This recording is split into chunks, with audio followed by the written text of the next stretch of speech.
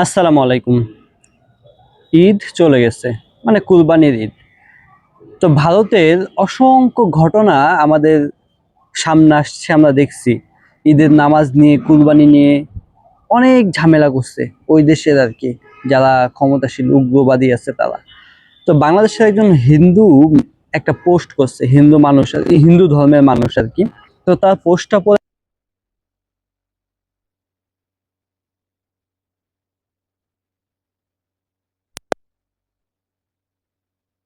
আপনারা এটা নিয়ে মতামত জানাতে পারেন, আসলে তার যে চিন্তার চেতনা এটা আসলে সত্য না নাই। তার এই পোস্টটা আমার অনেক ভালো লাগছে আর কি। সে একটা সত্য ঘটনা তুলে ধরছে, একটা সত্য ইতিহাস তুলে ধরছে এই পোস্টের মাধ্যমে, যেটা ম্যাক্সিমাম হিন্দু সম্প্রদায়ের মানুষ জানে না ভারতের। আমি সেটা এখন পড়তেছি আপনাদের সামনে।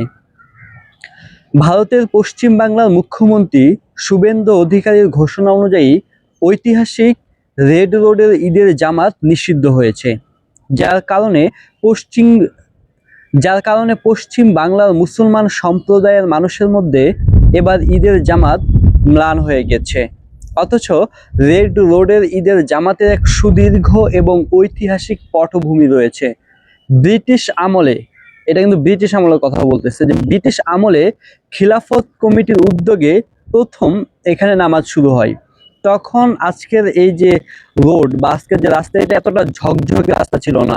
পরে কলকাতা মহানগরীর পরিকাঠামোগত উন্নতি করে ব্রিটিশরা এবং তৈরি হয় রেড রোড। তো খিলাফত কমিটি তখন এই রাস্তা নিয়ে তেমন কোনো আপত্তি জানায় নাই। আবার ব্রিটিশ সরকারও এই রাস্তা নিয়ে কখনো আর কি আপত্তিও জানায় নাই, এবং কি আপনার কি বলে এটাকে, নামাজ আদায় নিয়েও কখনো বাধা সৃষ্টি করে নাই। উপরন্তু ব্রিটিশ সরকার এই রেড রোডে নামাজ বহাল রেখেছিলেন। দেশ স্বাধীন হওয়ার পরও সেই রীতি বহাল ছিল। সবকিছুর একটা শেকল থাকে। নবাবী আমলের ইতিহাসটা একটু ফিরে দেখা যাক। বাংলা, বিহার ও উড়িষ্যার নবাব আলীবর্দী খাঁ এক বিশাল সম্পত্তি ওয়াকফ করে দেন। ফোর্ট উইলিয়াম, ব্রিগেড মাঠ, ময়দান এবং বাবুঘাট, এর সঙ্গে ইডেন গার্ডেন, আকাশবাণী ভবন, বিধানসভা ভবন, রাজভবন ও মহাকরণ, সব মিলিয়ে মোট 2555 বিঘা জমি হুগলি জেলার মৌলানা আমসুদ্দিন ও মৌলানা মশিউদ্দিনকে এই জমি দান করা হয়েছিল। তারপর 1757 সালের পর বাংলায় ব্রিটিশ সরকার ক্ষমতায় আসার পরে কিন্তু এই জমির ভাড়া তাদেরও মেটাতে হয়েছিল। 1999 সাল পর্যন্ত যিনি রক্ষণাবেক্ষণকারী বা মতোয়ালি ছিলেন, তাকে নিয়ম করে ভাড়া দেওয়া হয়েছিল। এই জাস্ট 27 বছর আগের ঘটনা। 27 বছর পর্যন্ত ওই জমির ভাড়া দিতে হয়েছিল। শেষ তদারককারী আবুল বরকত মারা যাওয়ার পর আর ভাড়া পাওয়া যায়নি। শুনলে অবাক হতে হয়, খোদ রাজভবন থেকে, ওই যে তখনকার রাজভবন থেকেই এই জমির ভাড়া দেওয়া হইতো তখনকার সময় খিলাফত কমিটিকে 199 টাকা দিত ওই তৎকালীন সময়, মানে ওই যে নবাবী আমলে। আজ এই কলকাতা শহরের বুকে বহু ওয়াকফ সম্পত্তি বেদখল হয়ে গেছে। জবরদখলকারীদের দৌরাত্ম্য সর্বত্র লক্ষ্য করা যায়। সাচার কমিটির রিপোর্টের অন্যতম সুপারিশ ছিল সুস্পষ্ট। বলা হয়েছিল এই ওয়াকফ সম্পত্তিগুলো সামাজিক কাজে লাগাতে হবে, মুসলিমদের শিক্ষা বিস্তারে ব্যবহার করতে হবে। সাচার কমিটির রিপোর্ট প্রকাশের বয়স আজ 20 বছর পার হয়ে গেছে, কিন্তু পশ্চিমবঙ্গের সাচার কমিটির সেই সুপারিশ কি আদৌ বাস্তবায়িত হয়েছে? এই প্রশ্নটা আজকে একটা মানে বড় হয়ে দেখা দিচ্ছে। সাচার কমিটি যে প্রস্তাবটা দিচ্ছিল, এটা এখন পর্যন্ত প্রতিফলিত হয় নাই কলকাতাতে বা পশ্চিমবঙ্গে। ইতিহাস কেবল বঞ্চনার নয়, ইতিহাস ছিল প্রবল সম্প্রীতির। নবাবী আমলেও আগে কলকাতা যখন মোগলদের অধীনে, তখনকার কথা, সম্রাট জাহাঙ্গীর কালীঘাটের মন্দিরের জন্য জায়গা দান করেছিলেন বলে ইতিহাসের লিপিবদ্ধ আছে। সম্রাট জাহাঙ্গীর, সে একজন মুসলমান, কিন্তু তারপরেও হিন্দুদের মন্দির করার জন্য সেই সময় কালীঘাটে জায়গা দিছিল। আবার এই কলকাতারই পার্ক সার্কাস এলাকার কথা ধরা যাক।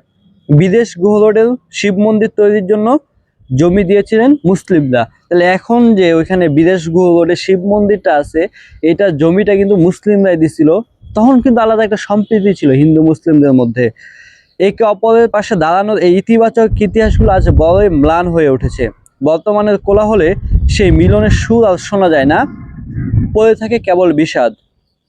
এবার আসি বাংলাদেশের নারায়ণগঞ্জ জেলার বন্দর উপজেলার লাঙ্গলবন্দ স্নান প্রসঙ্গে লাঙ্গলবন্দ স্নান সনাতনী হিন্দু সম্প্রদায়ের মানুষের একটা ধর্মীয় অনুষ্ঠান। এই অনুষ্ঠানে দেশি বিদেশি হাজার হাজার লক্ষ লক্ষ হিন্দু মানুষ লাঙ্গলবন্দ গ্রামের ব্রহ্মপুত্র নদীতে আগমন করে, সেখানে তারা গোসল করে। তো তাদের এই আগমনে আপনার যে ঢাকা কুমিল্লা বিশ্ব রোডটা আছে, বিশ্ব রোডটা আর কি, ওইটা পুরাটাই যানজট হয়ে যায়। এবং বাংলাদেশ সরকার তখন বিভিন্ন স্বেচ্ছাসেবক বাহিনী দ্বারা এবং অক্লান্ত পরিশ্রমের পর ঘন্টা এটা মানে ঠিক করে। এমনকি হাজার শত শত মুসলিম সম্প্রদায়ের মানুষ কিন্তু গাড়িতে ধৈর্য ধরে বসে থাকতে হয় ওই সময়, তারা বসেও থাকে, তাদের যানজটের মতো বিরক্তিকর ঘটনার সম্মুখীন হতে হয়। তারপরেও কখনো বাংলাদেশ সরকার কিংবা বাংলাদেশের সাধারণ মানুষ হিন্দু সম্প্রদায়ের উপর বা হিন্দু ধর্মীয় মানুষের উপর ধর্মীয় অনুভূতিতে আঘাত আনতে পারে এমন কিছু করে না, বা এটা বন্ধ করতে চায় না, বা কখনো কেউ প্রশ্নও তুলে নাই যে এটা বন্ধ করা হোক, এটা তো রাস্তাঘাট সব ব্লক করে দিচ্ছে, এটা বন্ধ করা হোক। আমরা বা যারা মুসলমান আছে তারা কখনো এটা চায় না, তারা চায় তাদের ধর্মীয় অনুষ্ঠান তারা সাবলীলভাবে সুন্দরভাবে পালন করুক, প্রয়োজনে মুসলিমরা সেক্ষেত্রে সহায়তা করে।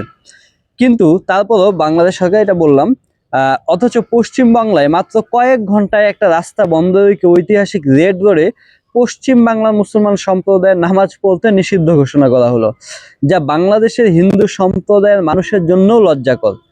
দুঃখের বিষয় হলো মানুষ ইতিহাস পড়ে কিন্তু মানুষ ইতিহাস থেকে কখনো শিক্ষা নেয় না, যার কারণে পৃথিবীতে নতুন নতুন ইতিহাসের জন্ম হয়। এই লেখাটা লিখছে সঞ্জয় কুমার দে। তো এই যে লেখাগুলো লিখছে এটা কিন্তু একবার সত্য ঘটনা। বাংলাদেশের ক্ষেত্রে বাংলাদেশে মানুষজন আরো ধর্মীয় সম্প্রীতিতে বসবাস করে, তারা ভিন্ন যে ধর্মাবলম্বী আছে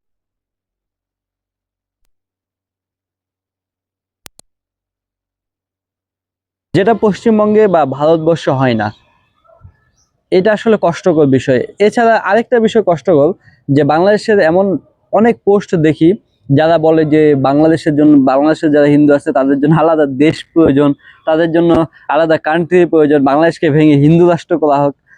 আসলে এটা হচ্ছে তারা মূর্খের মতো কথা বলে, এ মূর্খ ছাড়া কিছুই না এগুলা। আমি রিসেন্টলি আজকে সকালে একটা পোস্ট দেখলাম যে ভারতের যেগুলো ইসকন আছে আর কি, তারা সাধারণ হিন্দুদের বাসায় যায় এখন ভাঙচুর করতেছে। তাদের বাসায় তুলসী গাছ নেই কেন, তাদের বাসায় শিব ঠাকুরের ঘর নেই কেন, তুলসী গাছে পাতা নাই কেন, মানে এই মামুলি বিষয়গুলো নিয়ে এখন হুমকি রামকি পুলিশ ডাকাডাকি। হিন্দুদের কাছে হিন্দুরাই নিরাপদ না। অথচ বাংলাদেশের পূজা পার্বণ হইলে মুসলিম স্বেচ্ছাসেবকরা তাদের এগুলা পাহারা দেয়, যাতে সঠিকভাবে পালন করা হয় সেদিকে খেয়াল রাখে।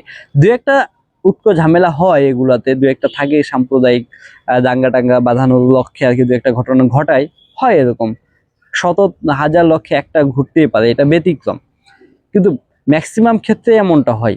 সো এই জিনিসগুলো বাংলাদেশের যারা হিন্দু সম্প্রদায় আছে তাদেরও বোঝা উচিত। তারা যদি এটা না বুঝে উপরন্তু বাংলাদেশ নিয়ে বাইরে যে কুৎসা রটনা করে, তাহলে তো সমস্যা। তাহলে এই যে সম্প্রীতির জায়গাটা আছে, এই সম্প্রীতির জায়গাটা আসলে থাকে না তখন আর। এটা বাংলাদেশের সবাইকে বোঝা উচিত।